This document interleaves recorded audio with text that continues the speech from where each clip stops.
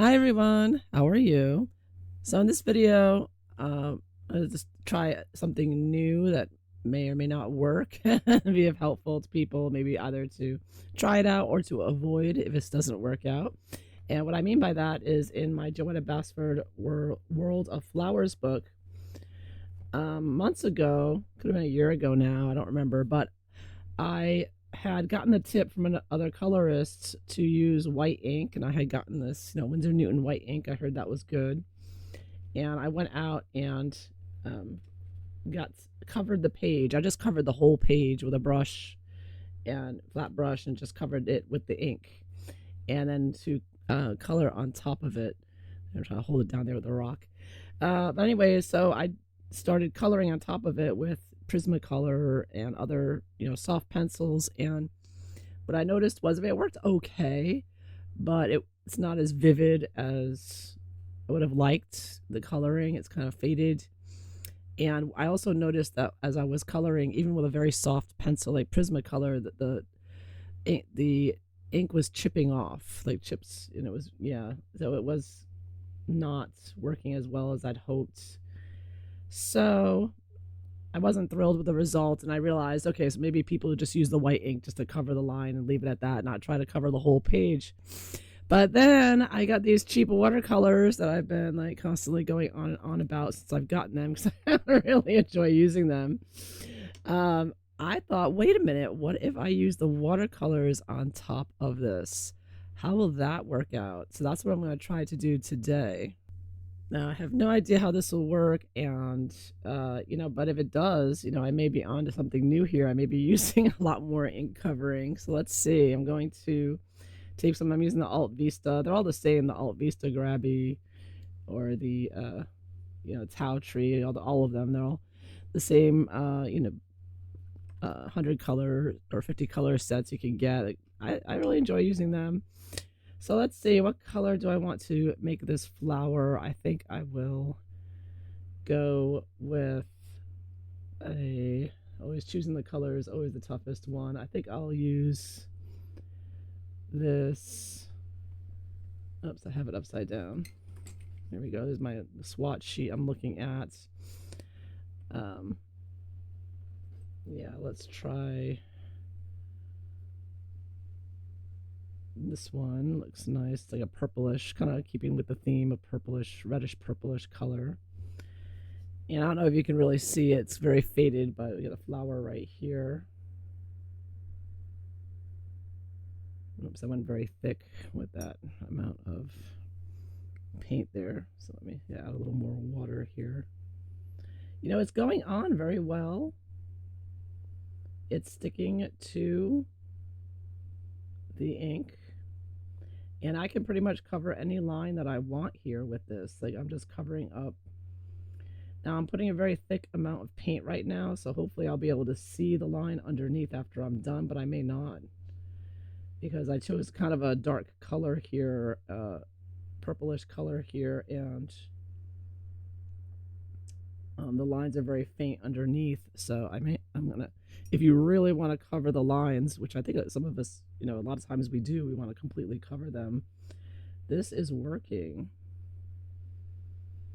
Okay, this is, I'm very surprised. I was concerned that this would just slip off the top of it, of the ink, but it's not. Ink and watercolor and any kind of paint really, I guess, does really work together well. You can paint right on top of that, which makes sense because the original black lines are ink, right? So you can paint and color on top of them. And this does not, cause the chips underneath to chip, the paint underneath to chip. So this is, because very gentle, we're just putting in very softly this, but it's not activating the ink, which is great. So I may be onto something, a new way here of using this white ink with watercolor now. Haha. I'm using a slightly different purplish lavender color. lilac or lavender. It's almost the same as that one. It's a little bit lighter. Maybe I should have gone a different color.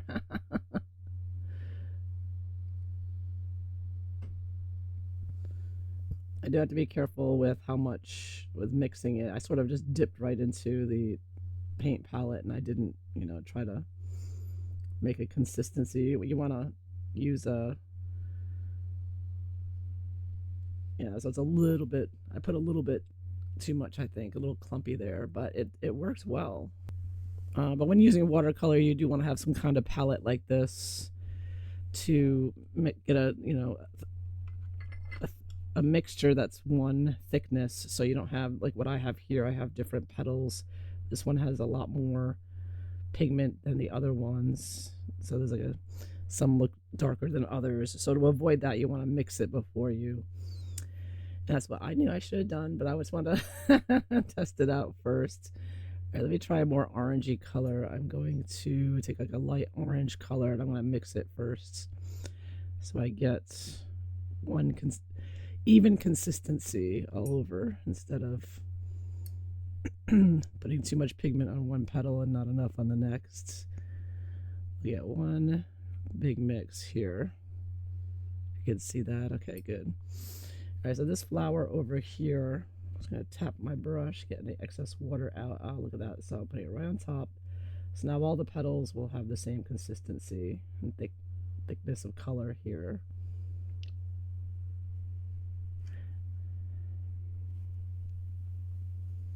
And the paint just slides right over the white ink, even whether it's lighter or darker there. And it dries pretty quickly. I think it's dried already. These paints, I've noticed that these generic, I call them generic paints because like I said, they're all the same. The Alt Vista, the Gravy, the Tau Tree, all of them, they're all the same. So they do dry very quickly, which I like. They, I'm going to try a little bit of fluorescent green for the center. So you can work with other watercolor paints. Sometimes they take longer to dry. You have to bring out your dryer, your blow gun or whatever. But these dry very quickly, which I like. There's sort of a difference. There's sort of, I don't know, gouache or jelly underneath. I don't know they mix this paint with. But it has a very thick texture, and it dries nice and quick, which is very helpful because you can just keep working on your page and you don't have to put it down and wait for it to dry. It dries so quickly. And again, this paint is smoothly going on the white ink very well. And the colors are just bright and fun. Of course, you can dull down the colors if you want by mixing the complementary colors. You're familiar with the color wheel, so it's very easy to do that. I think the bright colors are a lot of fun to work with, and just look like make the page look happier. I think just sort of bright and cheerful there, which I think works well with a lot of this artwork. Let me see. So I'm going to try a darker green now for the outside of the leaves. Again, no issues at all so far. Very smooth. The lines are completely covered.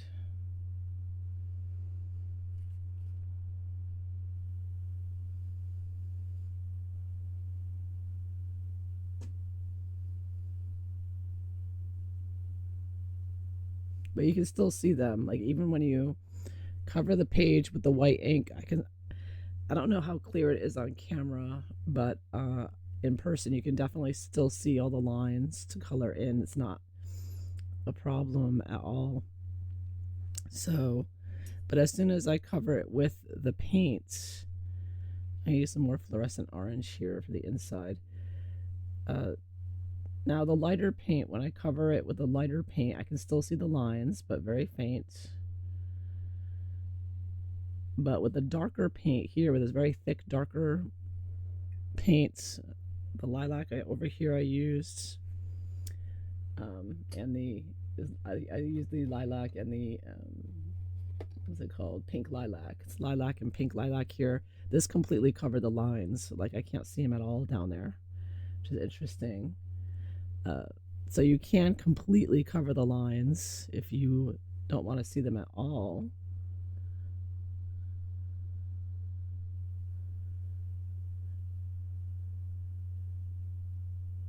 So that this white ink does a very good job really lightening the lines. So you just need to,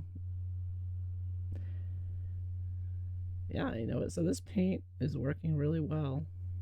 This watercolor.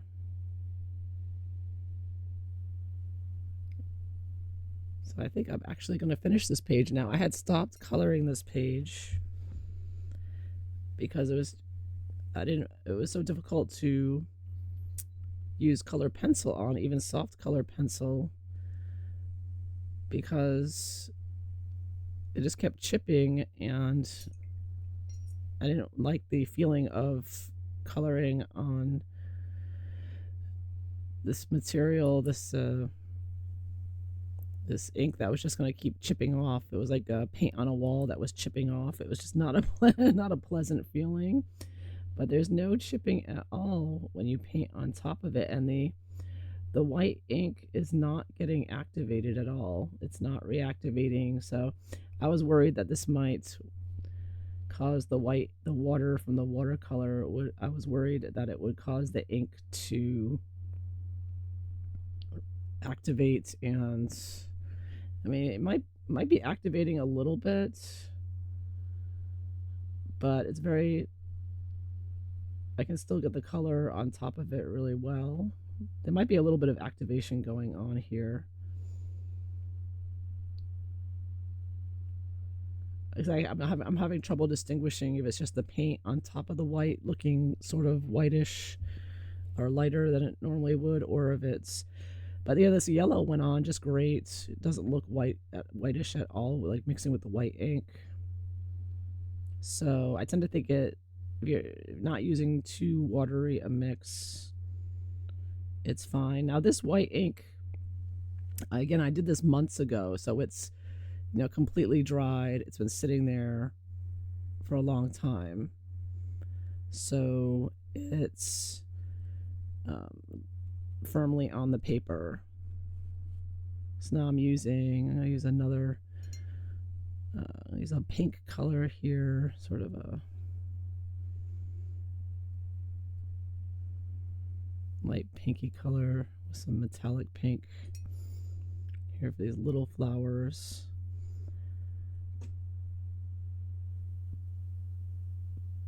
But yeah, I don't see, I'm not erasing any or lifting, I'm not lifting any white ink at all here. It looks like the paint is just going right on top of it. And I don't see any lifting of it. Like if it were lifting, I would start seeing dark lines under it because the white ink is covering the black lines. And that's not happening here. I don't see any like dark lines being uncovered. So, all right, so it's not lifting, yeah. So this is perfect. The watercolor paint is going on top here, and it's a lot of fun actually. This is fun painting. I hadn't tried this before. Normally I'm painting on a page with dark lines, so this is a new experience to see how this looks. I think it's gonna look good. I think that's, you know, when you get those lines, it's just different. You know, you want a different look, but getting rid of those dark lines is something I think that all colorists want to do at some point. At least there's some drawings. And to be able to cover these lines and paint on top of them. So you can still see a little bit of lines on this one here. I don't know if you can see that.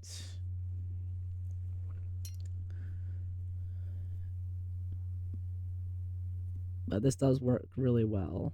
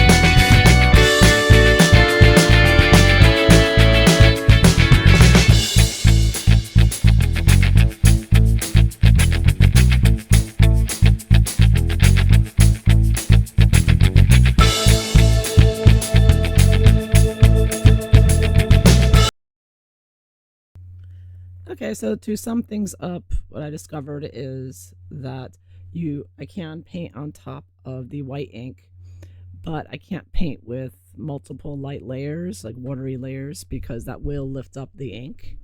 But I can do like one or two thicker layers of paint on there, and it works just fine.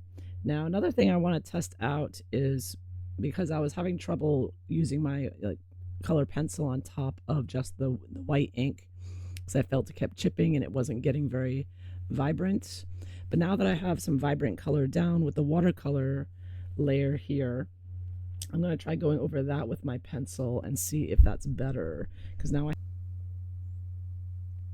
there we go. So I've been putting some shading around here with the pencil, and the pencil goes on just fine.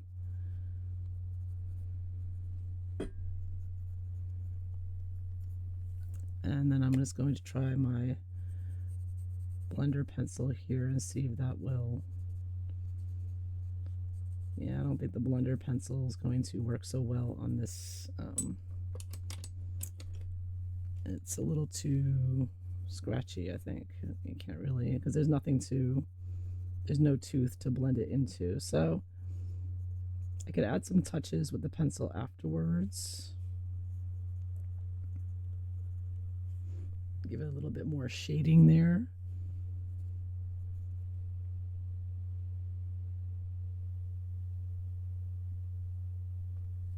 Yeah, let me try.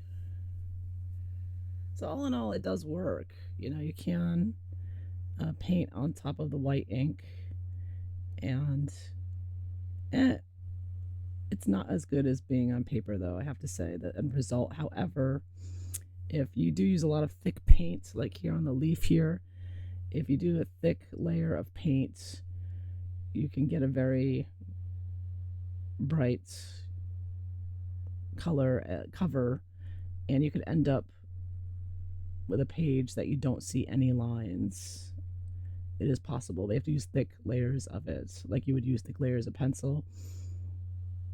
And unfortunately, like I said, I covered this in white ink, and when I tried layering with pencil, you couldn't get much on there. It couldn't get very vibrant. So you can get more vibrancy with the paints to really cover it up, but you have to be careful or it'll get splotchy like that. I was a little messy there with that one. But if you're careful, like acrylic, it's kind of like acrylic paint. You're sort of just covering it up, and so it's going to be very thick. But it will completely cover the lines, and you can end up with a page that doesn't look like it has any lines on it. So it does work. You can use these watercolors on white ink on a page if you want to cover all the lines, or most of the lines anyways. So there you have it. So I hope you found this interesting. Thanks for watching. Bye bye.